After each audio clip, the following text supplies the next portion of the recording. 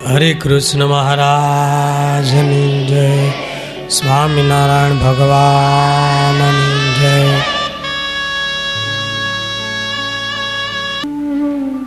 વ્યાસ ભગવાનના કહેવાથી યુધિષ્ઠિર મહારાજ મોટો અશ્વમેધ યજ્ઞ કરવા માટે તૈયારી કરી રહ્યા છે. અશ્વમેધ યજ્ઞ માટે સોનાના ઢગલા, કરોડો સોનું, કરોડો સુવર્ણ મુદ્રાઓ જોઈએ, ધન ભંડાર જોઈએ. એ વિના યજ્ઞ થાય નહીં. વ્યાસજીએ કીધું કે સોનાના અખૂટ ખજાનાઓ હિમાલયની ગુફાઓમાં પડ્યા છે, ત્યાં જઈને તમે મેળવો. એટલે યુધિષ્ઠિર મહારાજે ભીમ, અર્જુન, નકુલ, સહદેવ ચારેય ભાઈઓને બોલાવી અને ધનનો ખજાનો લેવા માટે તૈયારી કરી છે. સાથે અનેક ઘોડાઓ, હાથીઓ, સૈનિકો, બ્રાહ્મણો, ઋષિઓ, રાજ્યનું રક્ષણ, યુયુત્સુને શોભી અને મહારાજ યુધિષ્ઠિર હિમાલય તરફ પ્રયાણ કરે છે.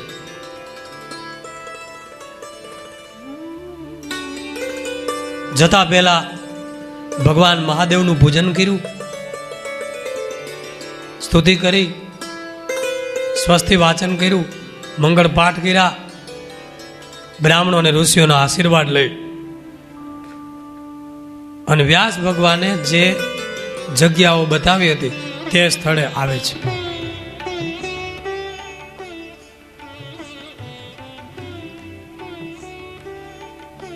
જે જમીન જ્યાં પૂર્વે મરુત રાજાએ મોટા યજ્ઞ કરેલા અને વધેલું સોનું ત્યાં એને દાટેલું,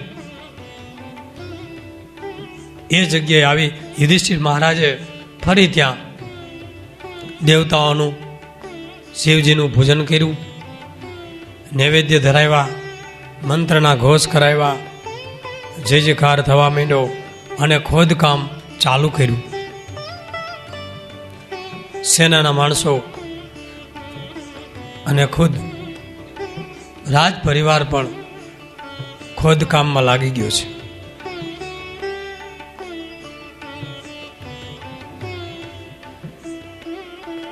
થોડા સમયમાં અંદરથી સોનાના વાસણો નીકળવા માંડ્યા છે. શુદ્ધ સોનાના ચમકતા કળશો, વાટકાઓ, ઘડાઓ, કડાઈઓ, કોઠીઓ, અઢળક ખજાનો, સોનાનું બધું નીકળી પડ્યું છે. એ બધું કાઢી અને જે મોટા મોટા પટારાઓ હતા એમાં બધું ભર્યું અને એ પટારાઓ હાથી ઉપર, ખચ્ચરો ઉપર, મોટી ગાડીઓ ઉપર ચડાવી અને તૈયારીઓ કરી છે.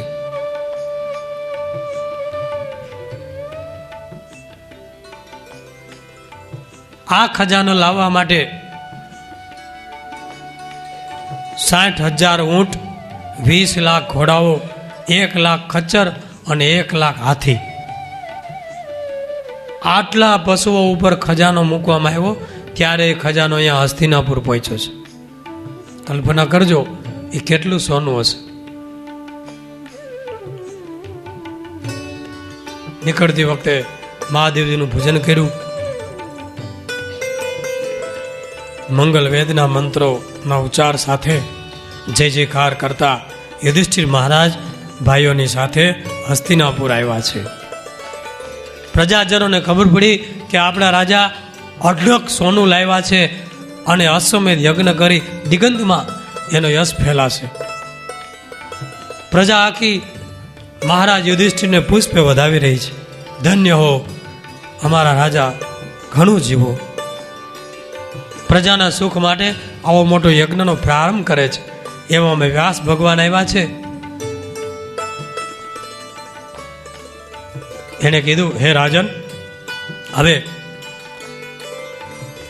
યજ્ઞ માટેની તૈયારી કરો. જુદા જુદા ભાઈઓને જુદું જુદું કાર્ય સોંપી દો. આ તો બહુ મોટો યજ્ઞ છે, આખી પૃથ્વીનો યજ્ઞ છે. તમે પૃથ્વીના સમ્રાટ છો. યજ્ઞ માટેનો અશ્વ એક ઘોડો તૈયાર કરો. અશ્વમેધનો ઘોડો જે ઉત્તમ લક્ષણવાળો શાસ્ત્રમાં બતાવ્યો એ પ્રમાણેનો ઘોડો પસંદ કરવામાં આવ્યો. એ ઘોડો આખી પૃથ્વીમાં ફરે, એની પાછળ સેના ફરે અને આખી પૃથ્વીના રાજાઓને જીતી શરણે લઈ અને પછી ઘોડો પાછો આવે. ત્યાર પછી યજ્ઞ શરૂ થાય. યુધિષ્ઠિર રાજાએ પોતાના ભાઈ મહાબાણાવળી અર્જુનને અશ્વમેધના યજ્ઞની રક્ષણની જવાબદારી સોંપી અને દિગ્વિજય માટે એમને નીકળવાની ભલામણ કરી. ભીમસેનને યજ્ઞ મંડપો તૈયાર કરવા, યજ્ઞના કુંડો તૈયાર કરવા, બ્રાહ્મણો અને ઋષિ મુનિઓને બોલાવી લાવવા, એની બધી વ્યવસ્થા યજ્ઞની ભીમસેનને સોંપી. ભીમ કે આ હારું આપણે રાયડ પાડું તો બ્રાહ્મણ ભાઈઓ બધા લાગી જાય કામે. ભીમ મહિનો કામ કરે, બ્રાહ્મણ બધા હાલો થાંભલા ખોળો, યજ્ઞના કુંડો બનાવો, સેવકો નોકરોને ભીમ બધા આદેશ કરે. અને ભાઈ આ યજ્ઞ જેવો તેવો નહોતો. સોનાની તો ઈંટો, એ ઈંટોથી અગ્નિના કુંડો બનાવ્યા છે યજ્ઞદેવ માટે. સોનાના આસનો, સોનાના કળશ, સોનાના થાંભલાઓ મંડપમાં, કઈ ખૂટે એમ નહોતું. એવો યજ્ઞ થયો છે. યજ્ઞની વેદી ગરુડ આકારની સુંદર શોભી રહી છે. નકુલ સહદેવને બધાને આમંત્રણ મોકલવા, બોલાવવા, રાજાઓ ઋષિઓની સરભરા કરવી, ઉતારા, બધાની વ્યવસ્થા કરવી, ભોજનની, એ બધું કાર્ય સોંપ્યું છે. એવી રીતે બધાને જુદા જુદા કામ પ્રધાનોને મંત્રીઓને સોંપી અને યુધિષ્ઠિર મહારાજ યજ્ઞની શરૂઆત કરે છે. આ બાજુ અર્જુન હવે દિગ્વિજય માટે નીકળે છે. અશ્વમેધનો યજ્ઞનો ઘોડો શણગારેલો છે, માથે છત્ર છે. એ ઘોડો દેવતાઈ છે, આગળ ચાલી રહ્યો છે અને પાછળ અર્જુનનો દિવ્ય રથ કપિધ્વજ. અર્જુન એ નર ભગવાનનો અવતાર છે, નર નારાયણ. નારાયણ નર ભ્રાતા દ્વિજકુળ તનુધારી. હાથમાં ગાંડીવ ધનુષ, આખો રથ શસ્ત્રો અને અસ્ત્રોથી ભરેલો છે. ઇન્દ્ર પણ એની સામે ચડાઈ ન કરી શકે. શિવજીને પણ યુદ્ધમાં મહાત કર્યા. ભીષ્મનો પણ જેને વધ કર્યો. અને આખી મહાભારતની યુદ્ધને જીતનાર જો મુખ્ય હોય તો એ અર્જુન હતા. અને એની પાછળ હજારો સૈનિકો ઘોડાઓ ઉપર, કોઈ હાથીઓ ઉપર, કોઈ રથ ઉપર, એવી ચતુરંગી સેના સાથે ચાલી. સાથે બ્રાહ્મણો પણ ચાલ્યા કે અમારે વેદ મંત્રો જ્યાં વિજય થાય ત્યાં પૂજન વેદ મંત્રોની વિધિ માટે. ઘોડો આગળ ચાલ્યો છે. પ્રજાજનોએ પુષ્પથી વધાવ્યા કે તમારો જય હો અર્જુન, તમારો જય થાઓ, અને વિદાય આપી છે. ઘોડો ચાલતો ચાલતો ત્રિગર્ત રાજ્યમાં આવ્યો છે. ત્રિગર્ત રાજ્યના રાજકુમાર અને પ્રજાને પાંડવો પ્રત્યે વેર હતું, કારણ કે એના રાજાને યુદ્ધમાં મારી નાખેલો અર્જુને. એટલે સમગ્ર સેનાએ અને રાજકુમારે આક્રમણ કર્યું, ઘોડાને પકડી લીધો, બાંધી દીધો અને અર્જુનની સાથે ભયંકર યુદ્ધ કર્યું છે. અર્જુને પોતાના બાળનો સપાટો એવો ચલાવ્યો છે કે એના મુખ્ય સેનાપતિઓ 3 એને મારી નાખ્યા છે. સેના ભાગી છે. રાજકુમારને પરાસ્ત કરી અને શરણે લીધો છે. ત્રિગર્ત રાજનો રાજકુમાર અર્જુનના પગમાં પડી કે હું તમારે શરણે છું, મને અભય આપો. અર્જુન એને અભય આપ્યું અને યજ્ઞમાં આવવાનું આમંત્રણ આપ્યું અને શરણું સ્વીકાર્યું, એટલે જીવિત છોડી દીધું. ત્યાંથી યજ્ઞનો ઘોડો પ્રાગ જ્યોતિષપુર નગરમાં પ્રવેશ કરે છે. ત્યાંનો રાજા વજ્રદત્ત એને પોતાની શક્તિથી અર્જુનના ઘોડાને પકડીને બાંધી દીધો છે. એની સાથે ભયંકર યુદ્ધ થયું છે. વજ્રદત્તની પાસે એક ચમત્કારી હાથી હતો, પહાડ જેવો. એની ઉપર બેસીને યુદ્ધ કરવા આવ્યો છે. ભયંકર યુદ્ધ થયું છે. 4 દિવસ સુધી યુદ્ધ ચાલ્યું છે. ઘણાને મારી નાખ્યા છે. અર્જુને બાણનો સપાટો ચલાવી ગાંડીમાંથી છૂટેલા બાણ દ્વારા હાથીને છિન્ન ભિન્ન કરી અને મારી નાખ્યો છે. વજ્રદંત હાથી ઉપરથી પડ્યો છે. અર્જુન એને મારવા જાય પણ એનાથી યુધિષ્ઠિરે વધ કરવાની ના પાડી છે અને શરણે લઈ લીધો અને કીધું, હું તને અભય આપું છું, આજથી તું મારા શરણે છો. હવે હસ્તિનાપુર તારા પરિવાર સાથે યજ્ઞમાં આવજે. ભલે. ત્યાંથી અર્જુન અશ્વને લઈ અને સિંધુ દેશ તરફ જાય છે. સિંધુ દેશનો રાજા જયદ્રથ, જે જયદ્રથ દુર્યોધનનો સગો બનેવી, જે જયદ્રથને અર્જુને પ્રતિજ્ઞા કરી અને મહાભારતમાં મારી નાખ્યો હતો. એ જયદ્રથ રાજા, એનો દીકરો સુરથ, એ રાજગાદી સંભાળતો હતો. પણ અર્જુન આવ્યો આવી મોટી સેના સાથે, પોતાના પિતાને મારી નાખનાર આવો મહાચમત્કારી કે મારા પિતાનું મસ્તક કાપી અને એને મારા દાદાના ખોળામાં નાખ્યું હતું. મારા દાદાના ટુકડા થઈ ગયા હતા, મારા પિતાનું મોત થઈ ગયું હતું. એ અર્જુન આવે છે, એની પાસે ગાંડીવ છે, અમારા રાજ્યને અમને બાળી નાખશે. આવો ભય લાગ્યો. ભયમાં ને ભયમાં સુરત ત્યાં એને હટફેલ થઈ ગયું, મરી ગયો. એટલે એની માતા દુશલા એટલે કે દુર્યોધનની બહેન નાના બાળકને લઈ સુરથના પુત્રને અને રણ મેદાનમાં આવી છે. હે અર્જુન, તું મારો ભાઈ છો, મને જીવતદાન આપ. તારા આવવાના સમાચાર સાંભળવા માત્રથી મારો દીકરો સુરત મરી ગયો અને એનો નાનો બાળક, એને જીવતદાન આપ. હું તારે શરણે છું. અર્જુન એને અભય આપ્યું.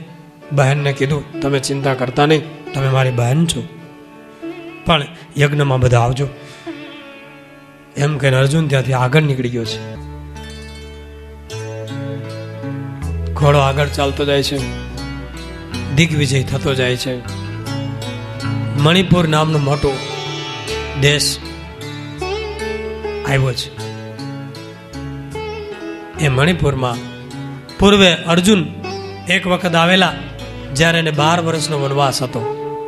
એ વખતે ત્યાં સરોવરમાં સ્નાન કરતા 2 દિવ્ય કન્યાઓ ઉત્પન્ન થઈ. એની સાથે એમને લગ્ન કરેલા.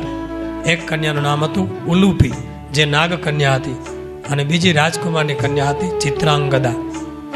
એની સાથે અર્જુને લગ્ન કરેલા અને એને એક પુત્ર થયેલો ઉલુપી, એનું નામ હતું બભ્રુવાહન. એ અત્યારે રાજા હતો. અર્જુન આવ્યા, બભ્રુવાહનને ખબર પડી કે મારા પિતા અર્જુન દિગ્વિજય કરવા આવે છે. એટલે રાજાઓ, મંત્રીઓ, એના પ્રધાનો, એના સહાયકો, સેનાપતિઓને બધાને કીધું કે મારા પિતા અર્જુન આવી રહ્યા છે, એનું સ્વાગત કરવાનું છે. ધામધૂમથી ભેટ સામગ્રીઓ લઈ, હાથી ઘોડાઓ લઈ અને પિતાનું સ્વાગત કરવા બભ્રુવાહન નગરને સીમાડે આવે છે. અર્જુનના પગમાં સુવર્ણ મુદ્રાઓ, હીરા મોતી બધું ચરણે ભેટ ધરી અને અભિવાદન કરવા આવે છે. અર્જુને જોયું કે આ મારો પુત્ર બભ્રુવાહન મારે માટે ભેટ લાવી મારું સ્વાગત કરવા આવે છે. પણ જ્યાં આવે છે ત્યાં જ અર્જુને ગર્જના કરીને હાકોટો માર્યો, ખબરદાર, ત્યાં જ ઉભો રહેજે. અત્યારે હું અશ્વમેધ યજ્ઞનો ઘોડો લઈ દિગ્વિજય કરવા નીકળો છું, અને તું જો ખરો ક્ષત્રિયનો પુત્ર હો, ભલે મારો પુત્ર હો, મારી સાથે યુદ્ધ કર. યુદ્ધ કર્યા વિના કાયર તું મારે શરણે આવે છે? આ યજ્ઞમાં મારે બધાને જીતવાના હોય. એટલે બભ્રુવાહન નથી, હવે મારે શું કરું? બાપ સામે બાંધું. ત્યાં એની માતા ઉલુપી નાગકન્યા પ્રગટ થઈ. પૂછ્યું, માં હું શું કરું? તો કે તારા પિતાએ કીધું એના વચન પ્રમાણે તું યુદ્ધ કર અને તારા પિતાને પણ પરાસ્ત કરી દે, એને પણ ખબર પડે કે બાપ કરતા દીકરો કેવો હવાયો છે. બબરુવાહન કે પિતાજી તો મારા હાથનો સપાટો તમે જોઈ લેજો, બાપ કરતા બેટા હવાયા. ચલે હમ યુદ્ધ કે લીએ. આખી સેના તૈયાર કરી અને બબરુવાહન પોતાના વિશાળ રથમાં શસ્ત્રો લઈ અને પિતા અર્જુનની સામે યુદ્ધ છેડ્યો. પિતા અને પુત્રનું યુદ્ધ થયું છે એવું ભયંકર ઘોર જોનારા ધ્રુજી જાય. સેનાની કતલ થવા માંડી છે. અર્જુને એવો બહારનો સપાટો ચલાવ્યો, બબરુવાહનના રથના ઘોડાને મારી નાખ્યા, રથને છિન્ન ભિન્ન કરીને તોડી નાખ્યો. બબરુવાહન રથમાંથી નીચે કૂદી પડ્યો અને પગપાળા માંડ્યો યુદ્ધ કરવા, બાણ છોડવા માંડ્યો, મૂકું નહીં ભલે પપાડ્યા. ભયંકર યુદ્ધ થયું અને બબરુવાહનને પણ અર્જુને એટલો વીંધી નાખ્યો, શરીરમાંથી લોહીની ધારાઓ ચાલે છે. એમાં બબરુવાહને એક શક્તિ મારી અને અર્જુનની છાતીમાં લાગી છે અને અર્જુન ધરતી ઉપર ઢળી પડ્યા છે, રથમાંથી નીચે ઉલરી. અર્જુન પડી ગયા, હાથમાંથી બાણ છૂટી ગયા, હાહાકાર થઈ ગયો. અને એ પોતાના પિતાને પડેલા જોયા એટલે આ પણ મૂર્છા ખાઈને હેઠો પડી ગયો. એને પણ લાગ્યું હતું, એ પણ ઢળી પડ્યો બબરુવાહન. આ બાજુ પિતા પડી ગયા, આ બાજુ પુત્ર પડી ગયા. એ વખતે ચિત્રાંગદા જે અર્જુનના બીજા પત્ની એ રણ મેદાનમાં આવ્યા છે, કરુણ વિલાપ કરે છે. અરે આ પિતા પુત્રની યુદ્ધ આ કોણે આ કરાયું, કોણે કીધું? હે દીકરા, આ તારા પિતા કોઈથી મરે નહીં, તેને મારી નાખ્યા. થોડી વાર થઈ ત્યાં બબરુવાહનની મૂર્છા ઉડી. મૂર્છા ઉતરી એટલે ઊભો થયો. ઊભો થયો તો એની માતા રડતી હતી. માં કેમ રડો છો? અરે તે તારા પિતાને મારી નાખ્યા, જોતો ખરા. ત્યારે બબરુવાહનને બહુ આઘાત લાગ્યો છે. એ રડવા માંડ્યો, અરે રે મારા હાથે મને ધિકાર છે, પિતાનો વધ. આ પાપમાંથી હું ક્યારે છૂટી? પિતૃ હત્યા. હવે મારે જીવીને શું કરવું? હે માં, હું આથી પ્રતિજ્ઞા કરું છું, અન્ન જળનો ત્યાગ કરી અને આ મરણ ઉપવાસ કરીશ અને મારું શરીરને છોડી દઈશ. એમ કરી બેહી ગયો. તો હવે મારે જીવીને શું કરવું છે? ત્યાં એવામાં નાગકન્યા ઉલુપી ત્યાં પ્રગટ થઈ અને એણે કીધું, હે પુત્ર, મરવાની જરૂર નથી. તારા પિતાનો કોઈથી વધ ન થાય. એની શક્તિ અપાર છે. જેને શિવ અને ઇન્દ્રના શસ્ત્રો મેળ્યા હોય અને દેવલોકમાંથી જે વિદ્યા મેળવીને આવ્યા હોય એને કોણ મારી શકે? તારા પિતાને કોઈ મારી ન શકે. એ હમણાં બેઠા થશે. જો હું મણી લાવી છું, એક સંજીવન નામનો મણી આપ્યો અને આ તારા પિતાની છાતી ઉપર મૂક, તારા પિતા બેઠા થશે. એ નાગકન્યાએ મણી આપ્યો, પિતાની છાતી ઉપર મુકાયો. એ વખતે જાણે સુતા હોય અને ઊંઘમાંથી જાગે એમ અર્જુન બેઠા થયા.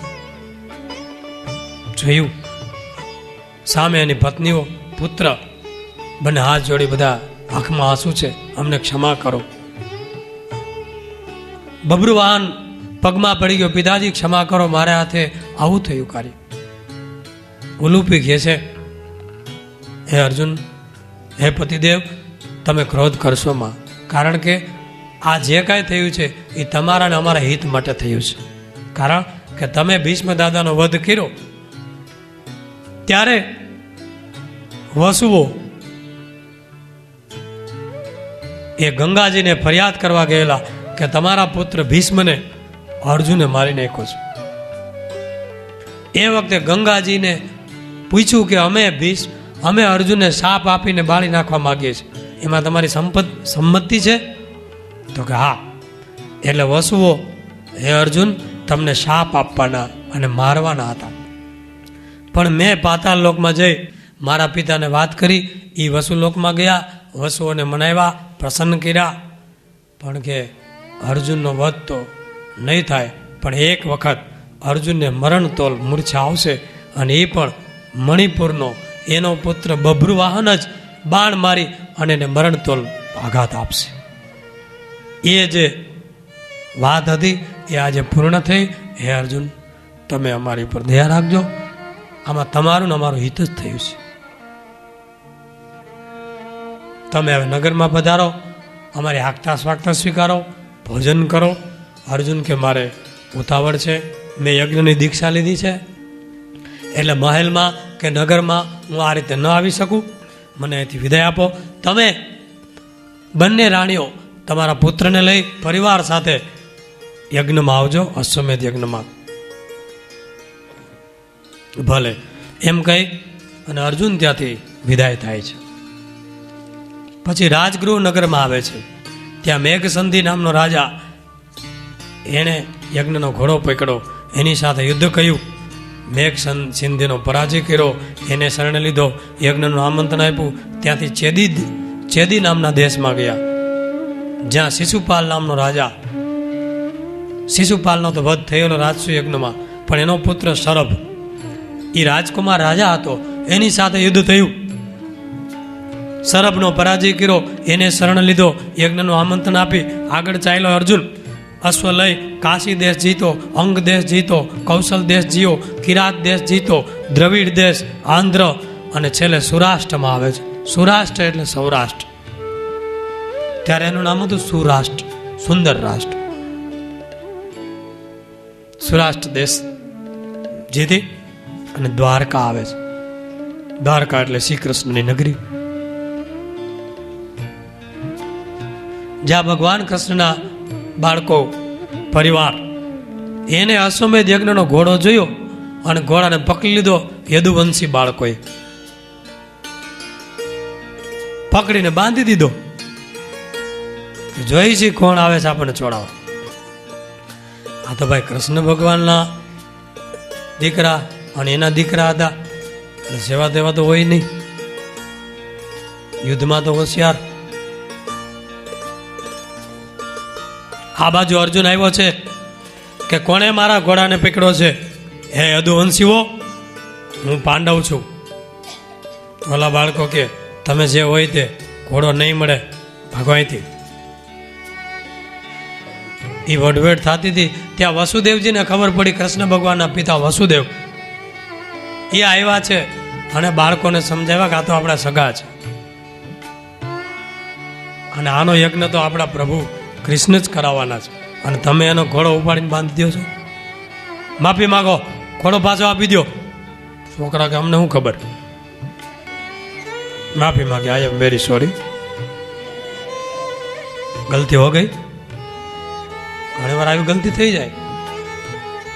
ઘોડો પાછો આપ્યો, યદુવંશીઓનું સ્વાગત સ્વીકારી, યજ્ઞનું આમંત્રણ આપી, અને અર્જુન ગાંધાર દેશ તરફ જાય છે. ગાંધાર એટલે શકુનીનું રાજ્ય, આજનું કંદહાર. તે દિવસે એનું નામ ગાંધાર હતું. કંદહાર, અફઘાનિસ્તાન, શકુનીનો જેવું જ રાજ હોય ને બધા, એના જેવા જ બધા હોય દાઢીવાલે. શકુની તો મરી ગયો તો યુદ્ધમાં, પોબારા ભણી ગયો તો. એનો દીકરો શકુનીનો છોકરો એ રાજા હતો, અને એને વળી ઘોડો પકડી લીધો. મૂકવું નહીં કે ભલે મારા પપ્પા ગુજરી ગયા જુગાર રમતા રમતા, હું એનો છોકરો છું. એને યુદ્ધ કર્યું, ભયંકર યુદ્ધ થયું. અર્જુને એના રથનું છત્ર ઉડાડી દીધું, રથને ભાંગીને ભૂકો કરી નાખ્યો, સેનાની કતલ. તોય ઓલો મૂકે નહીં. દીકરો કોનો? શકુનીનો. મરે ત્યાં સુધી મૂકે નહીં. ત્યાં એની માં આવી છે, શકુનીની પત્ની, આડી ફરી છે યુદ્ધમાં, મારા દીકરાને મારતો નહીં, એના પપ્પાને તો ઠેકાણે પાડી નાખ્યા તમે બધા ભેગાથી. હું એને માટે શરણે આવી છું. અર્જુને અભય આપ્યું, પણ છે બાપ એવો બેટો, મૂકી દઉં છું તમે કહો છો એટલે, બાકી એના પપ્પાને ત્યાં જરૂર છે ઉપર નકર કહેતા હોય તો. બેર છે ને રમવા વાળા, પાસા રમવા વાળા. યજ્ઞનું આમંત્રણ આપ્યું કે યજ્ઞમાં આવજો બધાય, વેરજર ભૂલીને. સારું આવશું. ત્યાંથી ઘોડો આગળ ચાલ્યો. પછી અર્જુન હસ્તિનાપુર આવે છે. દિગ્વિજય કર્યો, આખી પૃથ્વીના બધાય રાજાઓને લગભગને જીતી લીધા. રાજકુમારો રાજા જેટલા બાકી હતા, કોઈની ભેટો, કોઈનું ધન બધું સ્વીકારી અને અર્જુન હસ્તિનાપુર તરફ આવે છે. સમાચાર મળ્યા, યુધિષ્ઠિર મહારાજ ખૂબ ખુશ થયા છે. કૃષ્ણ ભગવાન પણ આવી ગયા છે બલરામની સાથે, બીજા રાજાઓ પણ આવી ગયા છે. આખા હસ્તિનાપુરમાં આનંદ આનંદ ઉત્સવ, ધજા પતાકાઓ, નગર શણગાર્યું છે, કેળના સ્તંભો રોપાય છે, સુગંધિત દ્રવ્યોના છંટકાવ થયા છે, બધા નવા નવા વસ્ત્ર પહેરીને આટા મારે છે. બહુ મોટો ઉત્સવ છે, યજ્ઞ છે, સુંદર મજાની રસોઈઓ બનાવી રહી છે, સુંદર મજાની સુગંધી આવી રહી છે. ભીમસેનને આનંદ છે, એટલાથી તો સારું મળશે ખાવાનું. ઘણા રખડામાં જ નજર હોય, ગમે આ ઉત્સવ હાલે, કથા બથામાં કઈ ધ્યાન ન હોય, પ્રસાદ શું છે. હસ્તિનાપુર તરફ સવારે આવી છે. યુધિષ્ઠિર મહારાજે વાજિંત્રો સાથે અર્જુનની સવારીનું સ્વાગત કર્યું છે. ધન્ય હો અર્જુન, તમે દિગંતમાં અમારી કીર્તિ ફેલાવી દીધી. એક છત્રી રાજાઓને શરણે લીધા. હવે આપણો અશ્વમેધ યજ્ઞ એવો શિરમોડ થશે કે આ પૃથ્વી ઉપર કદાચ બીજા કોઈ નહીં કર્યો હોય. અર્જુન આવ્યા, યુધિષ્ઠિરને પગે લાગ્યા, બધા ભાઈઓને ભેટા, કૃષ્ણ ભગવાને ભેટા, બધાએ ફૂલની વરસાદ કરી. બ્રાહ્મણોએ મંત્રો દ્વારા, વેદના ઘોષ દ્વારા એને વધાવ્યો, સ્વાગત કર્યું છે.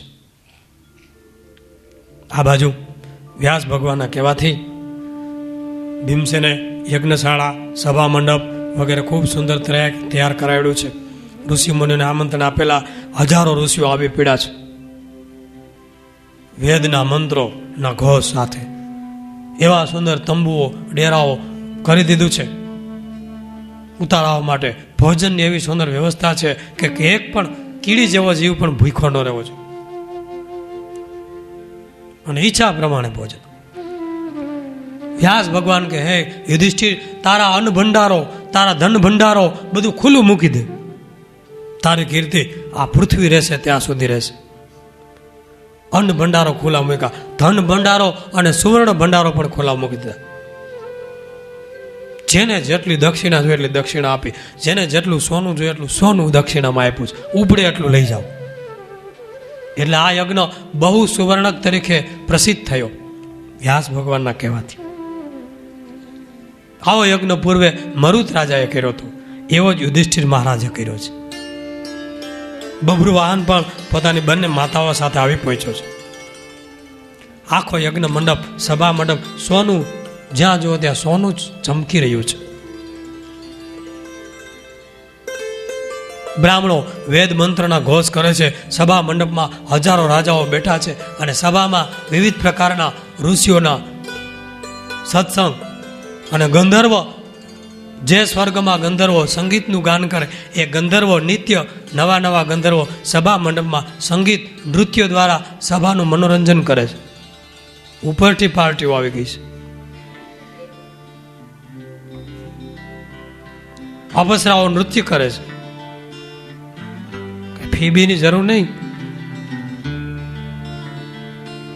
અને એવો સુંદર યજ્ઞ ચાલી રહ્યો છે. મહારાજ યુધિષ્ઠિરે યજ્ઞની દીક્ષા લીધેલી છે. સતી દ્રૌપદી બેઠા છે. યજ્ઞમાં હોમ થઈ રહ્યા છે. ભાઈઓ પણ બેઠા છે. કૃષ્ણ ભગવાન છે, વ્યાસજી છે, નારદજી છે, હજારો ઋષિઓ બેઠા છે. યજ્ઞની પૂર્ણાહુતિનું બીડું હોમાયું. જય જયકાર થયો. મહારાજ યુધિષ્ઠિરનો જય હો. યજ્ઞ પૂર્ણ થયો, પૂર્ણાહુતિનું બીડું હોમાયું. એમાં વ્યાસ ભગવાનની પૂજા કરવાની, કારણ કે વ્યાસ ભગવાન સમગ્ર યજ્ઞના મુખ્ય હોતા. યજ્ઞના મુખ્ય પુરોહિત વ્યાસજી હતા. એટલે યુધિષ્ઠિર મહારાજે સભામાં વ્યાસ ભગવાનનું પૂજન કર્યું. કૃષ્ણ ભગવાનનું પૂજન કર્યું, વ્યાસજીને અર્ઘ્ય આપ્યું અને કીધું, હે મુનિરાજ, તમારી કૃપાથી અમે સુવર્ણ મેળવી, દિગ્વિજય મેળવી. પ્રભુ શ્રી કૃષ્ણની કૃપાથી આ યજ્ઞ સંપન્ન થયો. પણ યજ્ઞનો વિધિ પ્રભુ અમારે તમને દક્ષિણા આપવી જોઈએ. સાંભળજો, સમગ્ર પૃથ્વી જે મારા એક છત્ર સામ્રાજ્ય નીચે છે, હે વ્યાસજી, આખી પૃથ્વી હું તમને દાનમાં આપી દઉં છું. તમારા ચરણે સંકલ્પ કરી અને પાણી મૂકી દીધું. આખી પૃથ્વીનું રાજ્ય તમને અર્પણ કરું છું. અને હું વનના વસ્ત્ર પહેરી, વલકલ ધારણ કરી, મુનિનો વેશ લઈ મારા ભાઈઓની સાથે વનમાં જઈને તપશ્ચર્યા કરીશ. સભામાં બધાએ આશ્ચર્ય પામી ગયા કે યુધિષ્ઠિર મહારાજ આ શું બોલે છે. કોઈ ધન્ય ધન્ય કહેવા માંડ્યા, ઓહો, દાની, આવા દાની આખી પૃથ્વી આપી દીધી અને પોતે વનવાસ. આશ્ચર્ય થઈ ગયું છે. કોઈ વાહ વાહ કરે છે. વ્યાસ ભગવાન કહે છે, હે મહારાજ યુધિષ્ઠિર, તમારા ધર્મ પ્રમાણે તમે પૃથ્વી અમને દાનમાં આપી, પણ હવે હું એ પૃથ્વી તમને ફરીવાર અર્પણ કરી અને એનો રાજ્ય કારભાર ચલાવવા માટે આજ્ઞા કરું છું. તમારે જ સંપૂર્ણ સંભાળવાનું છે. યુધિષ્ઠિર મહારાજ કહે છે, દાનમાં આપેલી પૃથ્વી, બ્રાહ્મણોને આપેલી પૃથ્વી હું ફરીવાર સ્વીકારતો નથી. એકવાર દાનમાં આપી દીધું, બસ અપાઈ ગયું. હવે હું પાછી ન સ્વીકારી શકું. બધા જોઈ રહ્યા છે કે શું થાય છે. ત્યારે કૃષ્ણ ભગવાને કીધું કે હે રાજન, તમે રાજા છો, ક્ષત્રિય છો. વ્યાસ પ્રભુના વચન પ્રમાણે પૃથ્વી તમે સ્વીકારો, પૃથ્વીનું પાલન કરો અને એના બદલામાં તમે સોનું આપી દો વ્યાસ ભગવાનને અને બ્રાહ્મણોને. આ અમારો આદેશ છે. ભગવાનનો આદેશ થયો એટલે યુધિષ્ઠિર મહારાજ કાંઈ બોલી શક્યા નથી કે હું તમારી આજ્ઞાથી પૃથ્વીનું પાલન કરીશ અને એના બદલામાં વ્યાસ ભગવાનને અને બ્રાહ્મણોને કરોડો સોના મહોરો આપીશ. કરોડોનો આંકડો છે. અને વ્યાસ ભગવાનને તો સોનાના ઢગલા કરી દીધા એના ચરણ. વ્યાસજીએ બધું સોનું કુંતા માતાને દાન આપી દીધું. એને જ ઋષિ કહેવાય ને, કઈ પોટલા બાંધીને હાલો જય સ્વામિનારાયણ, હાથ પેઢીનું ભેગું કરીને ભાગે, એ કઈ ઋષિ ન થઈ શકે. કુંતા માતાએ બધું દાન આપી દીધું. એણે એવું કર્યું, બ્રાહ્મણોને આપી દીધું. જેને કહ્યું એને દાન. આ તો ભાઈ આ મહાપુરુષો છે. આપણે જેમ લાંબા ખિસ્સાના જબા પહેરીને નથી આવતા.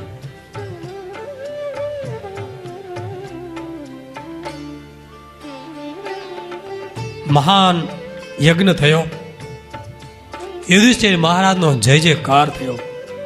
આખા નગરમાં યુધિષ્ઠિરનું ને વધાવી રહ્યા છે. સવારીમાં, શેરીઓમાં ફૂરડાથી યુધિષ્ઠિર મહારાજ જેવો કોઈ યજ્ઞ ન કરી શકે. આવો વિશાળ યજ્ઞ, આવો મોટો યજ્ઞ, એમ જય જયકાર થાય છે. અને યુધિષ્ઠિરે જે દાન આપ્યું સોનાના, એની કીર્તિ પૃથ્વીના છેડા સુધી ચારે બાજુ ફેલાઈ ગઈ કે આ શું દાન આપ્યું, શું સોના આપ્યા, શું હીરા આપ્યા, શું યજ્ઞ કર્યો, શું જમાડ્યા, એમ વખાણ બહુ થયા. એ જ્યાં સવારી ચાલી જાય, ઋષિ મુનિઓ, હા, તે બધા યુધિષ્ઠિર મહારાજ પણ હતા. અને એ વખતે એક વિશાળ એક બખોલમાંથી એક નોળિયો નીકળ્યો અચાનક. અને એવી ભયંકર ગર્જના કરી કે જાણે ધરતી ધણધણી જાય, બધાને ભયભીત કરી દે. હરણાઓ, સસલાઓ ભાગવા માંડ્યા એની ગર્જના સાંભળી. અને એ નોળિયો બખોલમાંથી બહાર નીકળ્યો અને મનુષ્યની વાણીમાં બોલ્યો કે તમે બધા યુધિષ્ઠિરના રાજાના દાનની, યજ્ઞની વખાણ કરો છો, પ્રશંસા કરો છો, પણ આ અશ્વમેધ યજ્ઞ એક શેર સાથવાના લોટના દાનની બરાબર પણ નથી. એક શેર સાથવાના દાનની બરાબર પણ નથી. શું તમે વખાણ કરવા માંડી પડ્યા છો? આવું નોળિયો બોલ્યો ત્યાં તો ઋષિઓ સ્તબ્ધ થઈ ગયા. બધા આશ્ચર્ય પામી ગયા. અરે, બધા નોળિયા પાસે આવી ગયા. એલા યુધિષ્ઠિર મહારાજનો યજ્ઞ સર્વગુણ સંપન્ન શાસ્ત્રોક્ત વિધિથી થયો છે. કરોડો સોના મોહરનું દાન અપાયું છે, અને તું એમ બોલે છે કે એક શેર સાથવાના લોટના દાનની બરાબર નથી? તો આવો આક્ષેપ કેમ કરે છે? શા માટે આવું બોલે છે? શું એવી ખાવી છે અમારા આ યજ્ઞમાં? આ તમામ પૃથ્વી જીતી અને યજ્ઞ કર્યો છે. ત્યારે નોળિયો બોલ્યો કે મારી ઉપર ગુસ્સે થતાં પહેલાં મારી વાત સાંભળી લ્યો. હું કુરુક્ષેત્રના તીર્થક્ષેત્રમાં ગયો હતો. ત્યાં એક બ્રાહ્મણ તપસ્વી પોતાના પરિવાર સાથે રહે છે. બ્રાહ્મણ છે, એની પત્ની છે, એનો પુત્ર છે, એની પત્ની છે, 4 જણાનું કુટુંબ છે. અને એ શિલોંશ વૃત્તિથી જીવન જીવે છે, ઉંશ વૃત્તિથી. ખેતરોમાં કાંઈ કણ કે અનાજના દાણા પડ્યા હોય એ વીણી વીણી અને પછી એનું લોટ જે હોય અનાજ, એનું ભોજન 2 દિવસે એકવાર કરે છે. ક્યારેક તો મળે નહીં ત્યારે કેવળ શ્વાસ વાયુ દ્વારા જીવન જીવિત આવે છે. એ બ્રાહ્મણ કેટલા દિવસના ઉપવાસ થયા, દુષ્કાળ પડ્યો, ખેતરોમાં અનાજ મળ્યું નહીં, ક્યાંય અન્નના કણ મળ્યા નહીં, વીણે વીણે પણ હાથ ન આવે.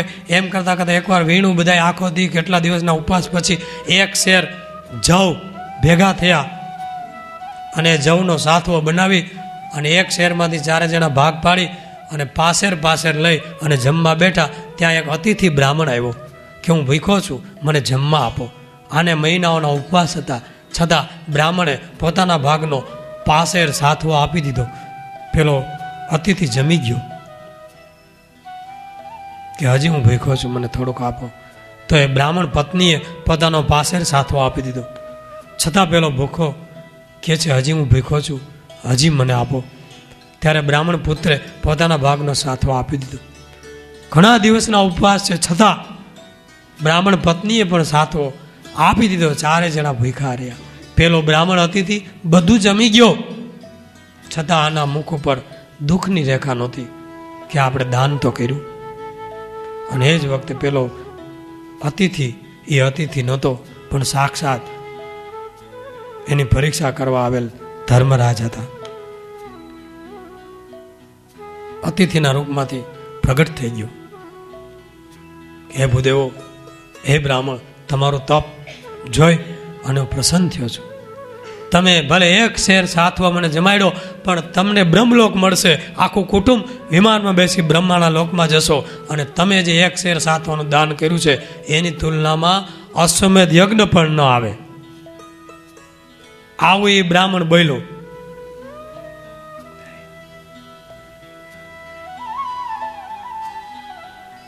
માટે હે રાજન, તમારો યજ્ઞ એક શેર સાથવાના દાનની બરાબર પણ નથી. કારણ કે હું ત્યાં ગયો પછી મને ખાતરી થઈ, હું એમને બોલતો નથી. એ બ્રાહ્મણ જમી ગયો તો જોયું, થોડી વારમાં વિમાન આવ્યું અને આખું કુટુંબ બ્રહ્મલોકમાં ગયું. હું દોડીને બખોલમાંથી નીકળીને ત્યાં ગયો. પેલો બ્રાહ્મણ જમ્યો હતો, ત્યાં અનાજના કણ વેરાણ હતા. ત્યાં હું આળોટવા માંડ્યો કે આ પવિત્ર ભૂદેવ છે. આળોટો તો અચાનક આશ્ચર્ય થયું. મારું અડધું શરીર સોનાનું થઈ ગયું અને મારું માથું પણ સોનાનું બની ગયું. જુઓ, બધા કે હા તારું છે સોનાનું, તો કે અડધું અંગ સોનાનું અને મારું માથું પણ સોનાનું બની ગયું. એ કેટલું પવિત્ર અન્ન, કેટલું પવિત્ર દાન. અને પછી મારું અડધું અંગ સોનાનું નહોતું, એટલે એને સોનાનું કરવા માટે હું બધી જગ્યાએ જાતો. જ્યાં જ્યાં ક્યાંય દાન આપતા હોય, યજ્ઞ થતો હોય, ત્યાં જઈને હું આળોટું. અને તમારો અશ્વમેધ યજ્ઞ જોઈને અહીં આવ્યો છું. અહીંયા બ્રાહ્મણો જઈમાં ત્યાં બધે હું આળોટો, પણ મારું શરીર કાંઈ સોનાનું થયું નહીં. એટલે તમારો યજ્ઞ એક શેર સાથવાના દાનની બરાબર નથી. ભલે તમે અશ્વમેધ યજ્ઞ કર્યો, ઢોલ નગારા ને પપોડા ભલે વગાડ્યા કરો, એમ કહીને તો વયો ગયું. ઓલા બધા તો ઉદાસ થઈ ગયા. ઓહો, હવે શું કરવું? પછી જન્મે જે રાજા વૈશંપાયન ઋષિને પ્રશ્ન કરે છે કે હે મહારાજ, એ નોળિયો આપણા યજ્ઞમાં શું એવી ખામી હતી અમારા પિતામહોના યજ્ઞમાં કે એક શેરમાં દાન બરાબર નહીં, લોટ બરાબર નહીં? ત્યારે વૈશંપાયન પોતાના ગુરુ વ્યાસના જ્ઞાનથી ઉપદેશ આપીને કહે છે કે શીલોન્સ વૃત્તિ, અપરિગ્રહ વૃત્તિ, તપશ્ચર્યા, સંતોષ કોઈની પાસેથી મેળવેલું ન હોય અને પોતાનું જ હકનું ખાય. હે રાજન, અહિંસામય યજ્ઞની મોટામાં મોટો એ અહિંસામય યજ્ઞ છે.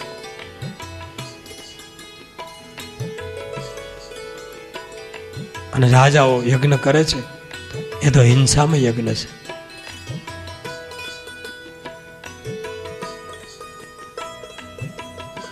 અને જે યજ્ઞમાં પશુઓ હોમાય છે, ઘેટા બકરા કે કોઈ પણ પશુઓ, એ યજ્ઞ નિષ્ફળ છે. એ યજ્ઞનું કોઈ ફળ નથી.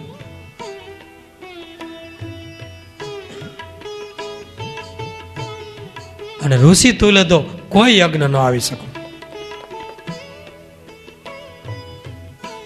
એવું સમાધાન આપ્યું છે.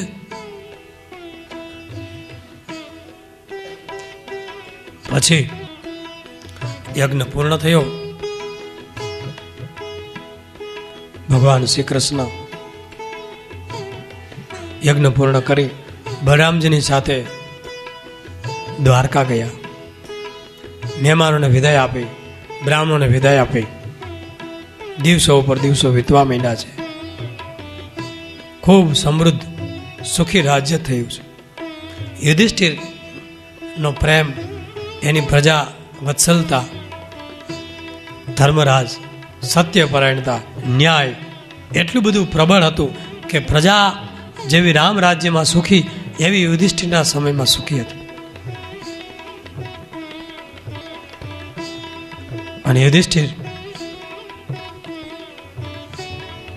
ધૃતરાષ્ટ્ર યુદ્ધ થયા પછી લગભગ 16 વર્ષ વીતી ગયા. ધૃતરાષ્ટ્ર મહારાજ એમની સેવા યુધિષ્ઠિર બહુ કરાવે છે. ધૃતરાષ્ટ્ર અને ગાંધારી, કારણ કે એના 100 પુત્રો યુદ્ધમાં મૃત્યુ પામ્યા છે એટલે શોક તો હોય, અંદરથી દુઃખ હોય, ઊંઘ આવે નહીં, ભોજન ભાવે નહીં. પણ યુધિષ્ઠિરે બધા ચારે ભાઈઓને અને બધા રાજાઓ, મંત્રીઓ, પોતાના સહાયકોને કહી દીધેલું કે ધૃતરાષ્ટ્રનું કોઈ અપમાન ન કરે, એની બરાબર સેવા કરે. સેવામાં નોકર ચાકરો રાખી દીધા. માતા ગાંધારીને દુઃખ ન લાગે, એને ઓછું ન આવે, એને એમ ન થાય કે અમારા પુત્ર નથી તો અમારું કોણ. એની સેવા જેવી એના દીકરા કૌરવોએ, દુર્યોધને નહોતી કરી, એનાથી પણ અનેક ગણી સેવા વધીને કરવાની છે.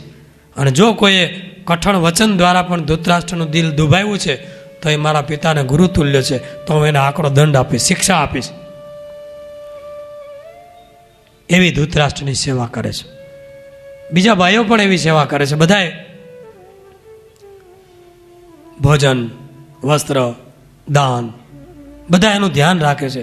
યુત્સુ, વિદુરજી, સંજય, સ્ત્રીઓ બધા એનું ધ્યાન રાખે છે. વ્યાસ ભગવાન પણ આવી અને કથાઓ સંભળા છે. કૃપાચાર્ય પણ એને ઉપદેશ વચનો કહી અને એને જ્ઞાન પીરસે છે. બધા સાચવે છે. પણ એક ભીમના હૃદયમાં અસંતોષ હતો. ભીમ ધૃતરાષ્ટ્રને જુએ એટલે દાય ચડે કે આ બધા સેવા કરે છે આ સૂરદાસની, પણ આ સૂરદાસને લીધે જ આ બધું થઈ ગયું છે. મહાસંહાર એના દુષ્ટ પુત્ર દુર્યોધન અને 100 કૌરવોએ આપણા બધા સગાવાલાને મારી નાખ્યા છે. આપણા પુત્રોને બધાને એને લીધે જ આ બધું થયું છે. અને અટાણે આ બધા યુધિષ્ઠિર કહે છે એટલે મારાથી કાંઈ બોલાતું નથી. બાકી મને એમ થાય છે આ ડોહાને મૂકી આવું જંગલમાં, હું સમજે એમ. બધા સેવા કરે. ભીમ સેવા ન કરે, કરે ને પરાણે જવું પડે ને તો થાળી મૂકવા છે ને તો પસાડે, આમ ખાવ બીજા ભૂખે. અને એવા કઠોર વચન બોલે કે ધૃતરાષ્ટ્ર અને ગાંધારી સાંભળે તેના હૃદયમાં આગ લાગે. એમાં એક વખત એવું બન્યું, ભીમસેન પોતાના મિત્રોની સાથે બેઠો હતો અને પોતાની યુદ્ધની, પોતાની સુરવીરતાની, પોતાની લડાઈની વાતો કરતો હતો, ભડાકા મારતો હતો, ભીમ ભડાકા. મિત્ર, મારું યુદ્ધ એટલે કચ્ચર ગાણ કાઢી નાખ્યો તો મેં. હાથીઓને તો ઉંદડીને ભૂસડી પકડીને ફેરવાતા. શું મારી તાકાત, મારી હાથ, મારા બાહુ જો, ભૂંગળ જેવા બાહુ, થાંભલા જેવા હાથ. અને મેં હોયો હો કવરો. અને આજે અંધ ધૃતરાષ્ટ્ર બેઠા છે ને આંધળા, એના હોયા હો દીકરાઓને મેં એવા માર્યા. ઓલા સાંભળ્યો બેઠા બેઠા દૂર. અરે મારા હાથનો સપાટો આજે પણ દીકરા ઉપર બેઠા બેઠા યાદ કરતા હશે. હું ભીમના હાથ, હું લાગ્યા છે કઈ, મને ન ભૂલે. અને હોયો હો મારા બાહુ પાસમાં આવ્યા છે. હોયો હો ને મેં એકલા બંદાએ માર્યા છો. એ ઓલા ધૃતરાષ્ટ્ર અને ગાંધારીએ સાંભળ્યું.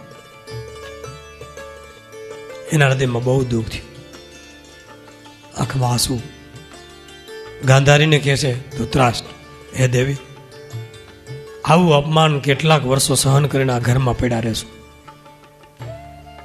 મને તો એમ થાય છે કા અનજળ છોડી દઉં, કા વનમાં જઈને તપ કરીને શરીર પાડી નાખું. તો કે ના ના, એવું કરશો નહીં. યુધિષ્ઠિરને બહુ દુઃખ થશે. યુધિષ્ઠિર તમને પિતા તુલ્ય સમજી સેવા કરાવે છે, પણ યુધિષ્ઠિર તો સેવા કરાવે, પણ આ ભીમ જુઓ નહીં, રાજનીતિ કઠોર વચનો કહીને બાયડા કરે છે. એવામાં વિદુરજી આવ્યા છે. વિદુરજી સાથે ચર્ચા થઈ છે. વિદુરજીએ વૈરાગ્યનો ઉપદેશ આપ્યો છે. હે મહારાજ ધૃતરાષ્ટ્ર, તમે ઘણા વર્ષો રાજ્ય કર્યું, અને આજે રાજ્ય તમારું નહીં પણ યુધિષ્ઠિરનું છે. તમારા 100 પુત્રનો નાશ થયો, છતાં તમે મોહ માયાના સંસાર કેમ છોડી શકતા નથી? હવે તો આપણે ધોળા આવ્યા, પળિયા આવ્યા, દેખાતું નથી, શરીર ડગમગે. હવે તો વનમાં જઈ તપ કરી શરીર પાડી અને દિવ્ય લોકમાં ગતિ કરવાનો સમય આવી ગયો. આપણી કુળની રીતિ, આપણા રાજ પૂર્વજોની રીતિ કેવી છે કે અવસ્થા થાય એટલે વનમાં આશ્રમમાં જીવન જીવી અને વાનપ્રસ્થ પછી સંન્યાસ લેવાનો હોય. અને હજી તમે આના તિરસ્કાર સહન કરી અને અહીંયા પડ્યા રહ્યો છો, ખાઓ પીવો છો, તમારા મોઢામાં કોળીઓ કેમ ઉતરે છે? ધૃતરાષ્ટ્ર નથી, વિદુરજી તમારી વાત સાચી છે. મેં પણ નિર્ણય કરી લીધો છે કે આવતી કાર્તિક પૂર્ણિમાએ હું અને ગાંધારી બંને ઘર બાર રાજપાટ છોડી અને વલકલ પહેરી અને વનમાં વયા જવું છે. વિદુરજી કે તો મારે પણ આવવું છે. હવે મારી પણ ઉંમર થઈ ગઈ છે, મારે હવે શરીર છોડી અને દિવ્ય લોકમાં જવું પડશે. કુંતા માતા આવ્યા છે, એણે કીધું મારે પણ આવવું છે. હવે મારી પણ અવસ્થા થઈ ગઈ. આપણા પૂર્વજોની રીતિ છે મોહ માયા છોડી છેલ્લે વાનપ્રસ્થ અને સંન્યાસ. ચારેય નક્કી કરી લીધું, કોઈને ખબર ન પડવા દીધી. યુધિષ્ઠિરને ખબર નથી કે માં કુંતાજી પણ આવો નિર્ણય કરી બેસી ગયા છે, કોઈને ખબર નથી. અને ધૃતરાષ્ટ્ર અને ગાંધારીએ પોતે કોઈને ખ્યાલ ના આવે એમ તપ ચાલુ કરી દીધું રાજમહેલમાં. 2 દિવસે એકાદી વાર જમે, થોડુંક ભૂમિ ઉપર શયન કરે, કોઈ સાથે બોલે નહીં, અખંડ જપ કર્યા કરે. ગાંધારી પણ તપ કરે, શરીર હાવ પાતળું મીંડું થવા. અને એ યુધિષ્ઠિરને કોઈ કે સમાચાર આપ્યા કે ધૃતરાષ્ટ્ર આકરું તપ કરે છે. એટલે યુધિષ્ઠિર આવ્યા છે આકુળ વ્યાકુળ થઈને. એટલે મહારાજ, તમે આ શું કર્યું? મને અંધારામાં રાખી અને તમે ભિખારીઓ છો, જમતા નથી. ધિકાર છે મને કે મારી સેવામાં ખામી આવી. જો આ યુધિષ્ઠિર કેટલા ધર્મરાજ છે. ધૃતરાષ્ટ્રને કહે છે કે તમે જમો પછી જ હું જમીશ. જો તમે અન્ન છોડી દેશો તો હું પણ અન્ન છોડી અને મારું શરીર છોડી દે. હે મહારાજ, આ રાજ્ય તમારું છે, હું તો તમારો પ્રતિનિધિ છું.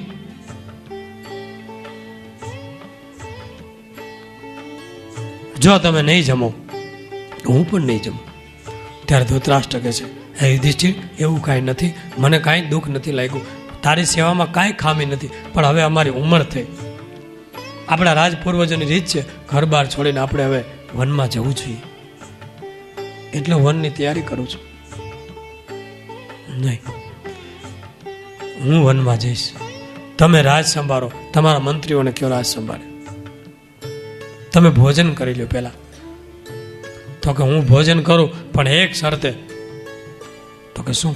કે મને વનમાં જવાની રજા આપો, તો જ હું જમીશ, નહીં તો અંજર છોડીને અહીંયા મૃત્યુ પામી જાય. યુધિષ્ઠિરને ન છૂટકે હા પાડવી પડી અને એવામાં વ્યાસ ભગવાન આવ્યા છે. યુધિષ્ઠિરને કીધું વ્યાસજીએ જે મહારાજ ધૃતરાષ્ટ્ર કહે છે એ પ્રમાણે કરો, કારણ કે હવે એની ઉંમર છે, હવે વનવાસ સ્વીકારે અને તપ કરે ને ભજન કરે. યુધિષ્ઠિર સહમત થયા. ધૃતરાષ્ટ્રને ભોજન કરાયું, ગાંધારીને ભોજન કરાયું, બધા રાજ પરિવારે ભોજન કર્યું. બધા રડવા માંડ્યા છે, બધાને દુઃખ થયું છે. ભીમે જે કઠોર વચન કીધા હતા, કઠોર, એના બદલ યુધિષ્ઠિરે માફી માગી છે કે ભીમસેન ઉતાવળો બોલી જતો હોય તો એનું તમારે ગણકારવું નહીં. પછી કે અમારે વનમાં કાર્તિક પૂર્ણિમાએ જવું છે. ભલે, કાર્તિક પૂર્ણિમાનો સમય આવે એ પહેલાં મારી ઈચ્છા છે કે મારે બ્રાહ્મણોને દાન કરવા છે. મારા જે 100 પુત્ર મરી ગયા એની પાછળ શ્રાદ્ધ કરવા છે.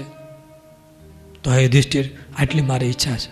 અરે તમારું જ છે આ બધું, તમે મારા પિતા તુલ્ય છો. આ ખજાનાઓ, આ ધન ભંડાર, આ રત્નો, સોનું, તમારે જેટલું દાન આપવું એ આપો, તમારા હાથે પુણ્ય કરો. ધન ભંડારો ખુલ્લા મૂકી અને યુધિષ્ઠિર મહારાજે ધૃતરાષ્ટ્રને દાન કરવાની છૂટ આપી છે. ધૃતરાષ્ટ્રે બહુ દાન કર્યું છે બ્રાહ્મણોને. નગરમાં એવી સુંદર પશુ પક્ષીઓ માટે હવાળાઓ બંધાવ્યા, ચબૂતરાઓ બંધાવ્યા, ચૌટાઓ બંધાવ્યા અને બ્રાહ્મણોને, બીજા ગરીબોને ખૂબ દાન આપી. આખો દાન યજ્ઞ કર્યો છે. પછી કાર્તિક પૂર્ણિમા આવ્યો દિવસ, ત્યાં ધૃતરાષ્ટ્રે બ્રાહ્મણોને બોલાવી સ્વસ્તિ વાચન કરાવી પોતાના પુત્રોના શ્રાદ્ધ તો પતાવી દીધા હતા. પછી વનના વલકલ ધારણ કર્યા, અગ્નિહોમ કરી, અગ્નિહોત્ર સાથે લઈ અને ધૃતરાષ્ટ્ર, ગાંધારીએ પણ વલકલ વનના વસ્ત્ર પહેરી સાથે જવા તૈયાર થયા. કુંતા માતા તૈયાર થયા, વિદુરજી પણ તૈયાર થયા. વિદુરજી અને કુંતાજી તૈયાર થયા એ ખબર પડતા તો યુધિષ્ઠિર ઉપર જાણે આભ ફાટ્યું હોય એવું દુઃખ થયું છે. ધ્રુસકે રડવા માંડ્યા, માં તમે અમને છોડીને વયા જશો?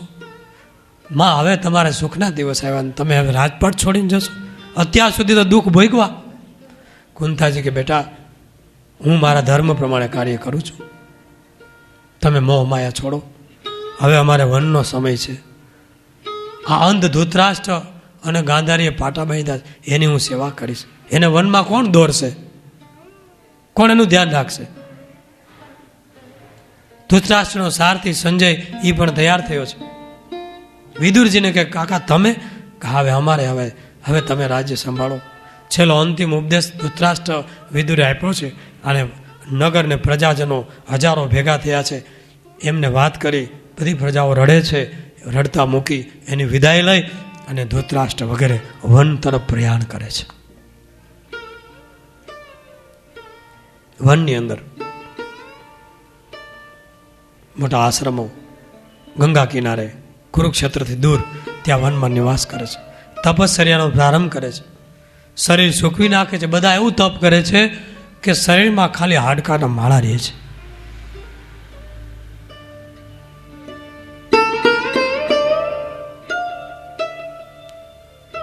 એમાં એક વખત નારદજી વનમાં આવે છે. ધૃતરાષ્ટ્ર, ગાંધારી, કુંતાજી વગેરેને મળે છે. નારદજીએ બધી વાત કરી છે. મહારાજ, તમે તપ કરો, હજી તપ કરો. તપથી તમને એવો દિવ્ય લોક મળવાનો છે. સ્વર્ગમાં પાંડુ રાજા તમારા ભાઈ તમારું સ્મરણ કરે છે. ત્યારે ઋષિઓ બીજા આવ્યા હતા. એણે પૂછ્યું, હે નારદજી, આ ધૃતરાષ્ટ્ર મૃત્યુ પછી ક્યાં લોકમાં જશે? તમે તો બધું જાણો છો, ભૂત ભવિષ્ય, માટે કહો ને. આવું તપ કરે છે. ત્યારે નારદજી બોલ્યા કે ધૃતરાષ્ટ્ર મૃત્યુ પછી કુબેર નગરમાં જશે, કુબેર લોકમાં જશે. અને આ ધૃતરાષ્ટ્ર ગંધર્વોના રાજા છે, એને દિવ્ય વિમાનો મળશે અને પોતાની ઈચ્છા પ્રમાણે સદાય વિમાનોની અંદર ફરતા રહેશે દિવ્ય રૂપે. આવી એની પ્રાપ્તિ છે. પણ હજી 3 વર્ષનું આયુષ્ય બાકી છે. 3 વર્ષ તપ કરે અને આ લોક મળવાના છે. નારદજીએ આવું કહ્યું છે.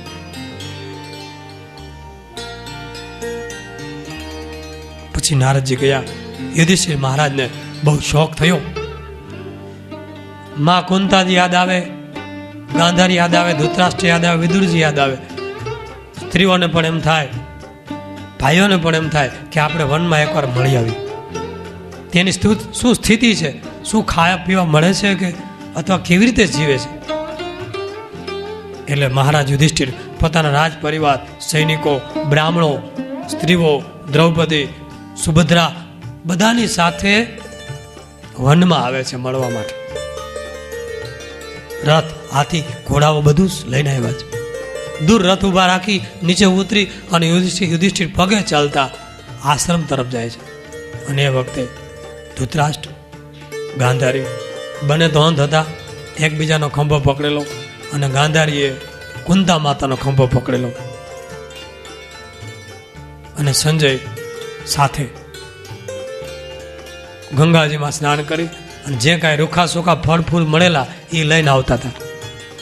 શરીર હાવ હાડકાના માળા થઈ ગયા, ઓળખાય નહીં.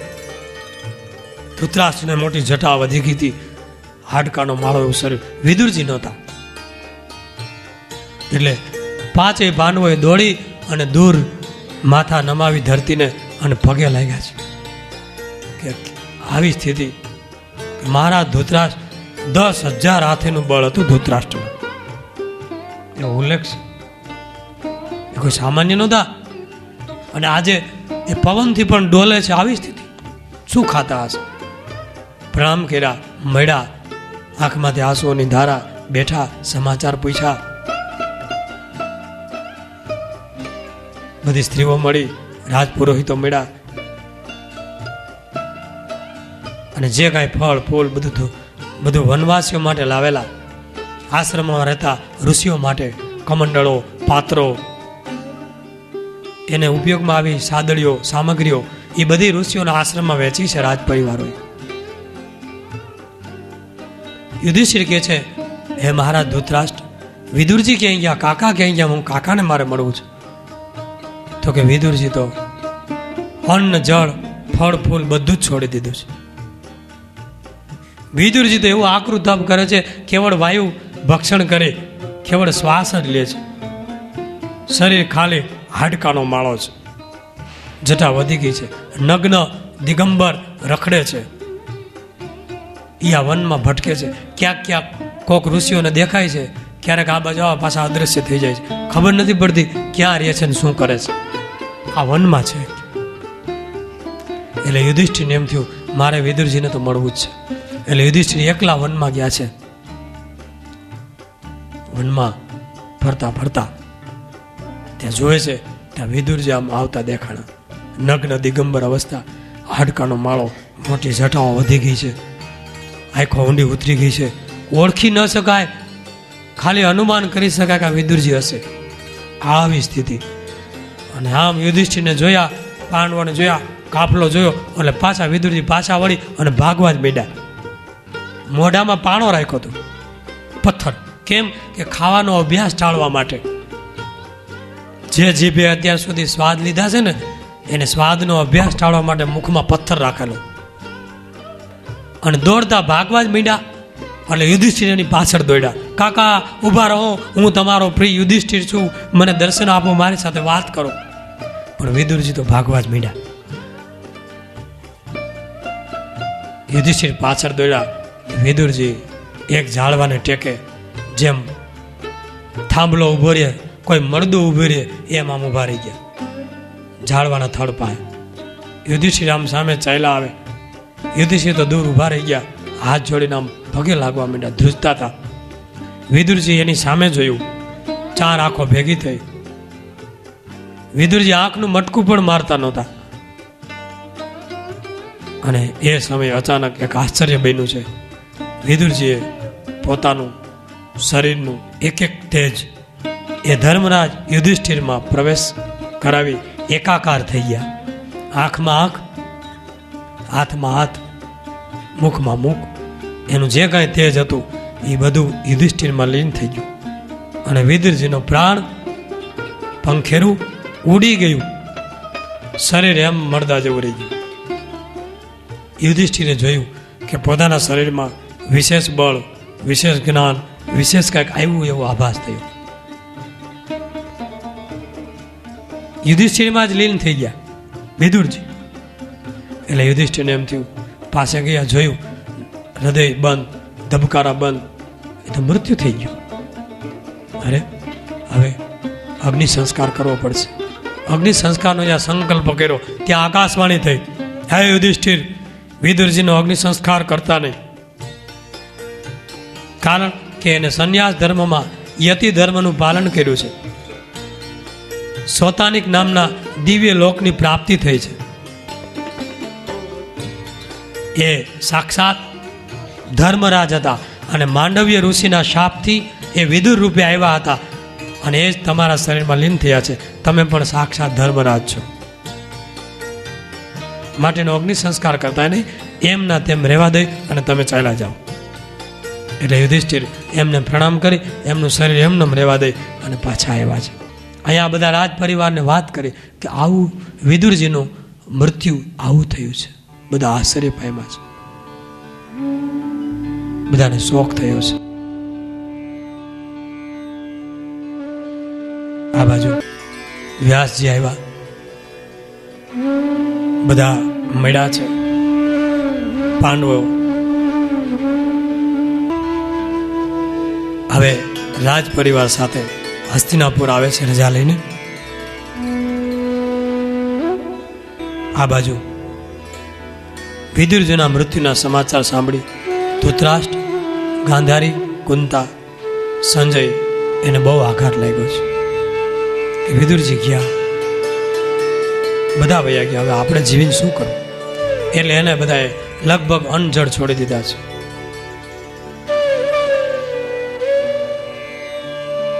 એમાં એકવાર વનમાં અગ્નિમાં હોમ કરતા હતા ધૃતરાષ્ટ્ર ઋષિઓ. એ વખતે સંજય અને ઋષિઓ હતા. ઋષિઓને વિદાય આપી દીધી. અચાનક પવન ફૂંકાવા મળ્યો, વાવાઝોડું ઉપડ્યું હોય એમ.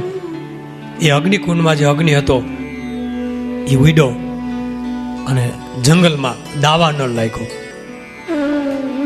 જંગલ ભળ ભળ ભળ બળવા માંડ્યું છે. ત્યારે ધૃતરાષ્ટ્ર કહે છે, હે સંજય, તું જલ્દી ભાગી જા, અમે તો અંધ છીએ, અમે દોડી નહીં શકીએ, અમારા શરીરમાં શક્તિ નથી, તું ભાગી જા. અમે હવે અગ્નિદેવને શરણે અમારા શરીર સોંપી દેશું અને અમારું મૃત્યુ સ્વીકારી લેશું. આ બાજુ સંજય ધૃતરાષ્ટ્રના કહેવાથી નીકળી ગયા છે હિમાલય તરફ તપ કરવા. અને માં કુંતા, ગાંધારી અને ધૃતરાષ્ટ્ર દાવા નળ લાગતા ચારે બાજુથી વચારે આવી ગયા છે અને દાવા નળની અંદર બળી અને ભસ્મીભૂત થઈ ગયા છે. એમનું મૃત્યુ થઈ ગયું છે. આ બાજુ સંજય હિમાલયમાં તપ કરે ત્યાં નારદજી મળ્યા. નારદજીને સમાચાર આપ્યા કે ધૃતરાષ્ટ્ર, કુંતા માતા અને ગાંધારીનું આ રીતે મૃત્યુ થઈ ગયું છે. નારદજીએ સમાચાર યુધિષ્ઠિરને આપ્યા. યુધિષ્ઠિર મહારાજ બહુ રડ્યા છે. ઘરે રે એની શું દશા થઈ હશે? જીવતા અગ્નિમાં બળી મર્યા. અમે આવા 5 પુત્રો, આખી ધરતીને જીતનારા, છતાં અમારા માતા પિતાનું રક્ષણ ન કરી શક્યા, કે જીવતે જીવતા આગમાં બળી ગયા. ધિકાર છે અમને. પણ દેવે જે વિધાન કર્યું એને કોણ ટાળી શકે? વ્યાસ ભગવાને આશ્વાસન આપ્યું છે. આ પ્રમાણે એમનો અંતિમ સંસ્કાર થઈ ગયો છે. પછી અહીંયા કથાને આપણે વિરામ આપશું. આગળની કથા પછી કરીશું. બોલો સહજાનંદ સ્વામી મહારાજ, હરે કૃષ્ણ મહારાજ.